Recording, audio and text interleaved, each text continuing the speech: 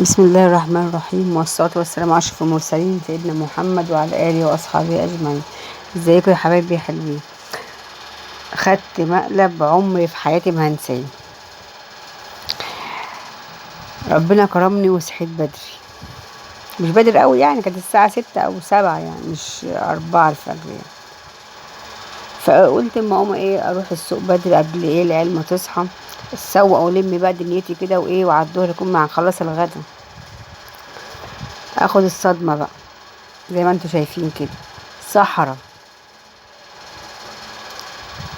مبقتش مصدقة نفسي، خصوصا ان السوق بعيد جدا عن البيت، يعني انا مشيت كتير قبل ما وصلت. الاقي الشارع ده كله اقسم بالله بيبقى متروس ناس، ما هوش بيبقى كده، مش ده الطبيعي بتاعه خالص. ده كله متروس ناس وبياعين. احنا ماشيين، انا كده بقى اللغز اللي كان في دماغي في الافلام كتير لما بيصوروا مشاهد معينة وتلاقي الشارع فاضي، بقول ودوا الناس دي فين؟ اكيد بيبقوا صاحيين بدري. الاقي السوق اروح الشارع التاني، السوق السوق اللي داخله تانية يعني رحتها، او يمكن يكون الاقي حد. انا كنت رايحه اصلا عشان عايزه اجيب سمك يعني اكلة سمك يعني، فاتضربت الحمد لله ما اكلناش سمك. بس المنظر، بس دي غلطه طبعا، عمري ما هصحى بدري تاني. انام في السرير في مكان اللي خلاني اصحى بدري يعني، ما انام زي بقيه الناس. المشكله لازم اصحى بدري اعمل غدا على الظهر، ما اعمله على العصر والمغرب، هيجرى ايه يعني؟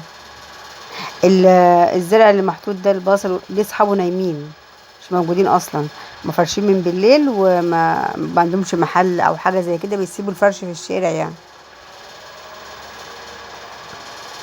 زي ما انتوا شايفين المنظر، انا كنت موهومه.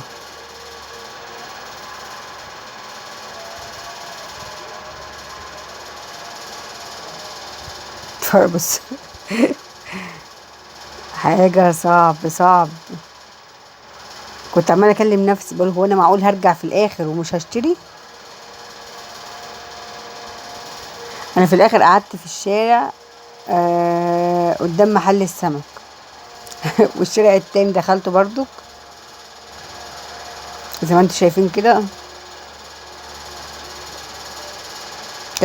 كأني ما شاء الله الناس كلها عزلت اختفت، ولا حتى في موظف ماشي في الشارع اساسا. والله كانت الساعة 7:30 او 8 يعني، ما كانتش بدري قوي يعني.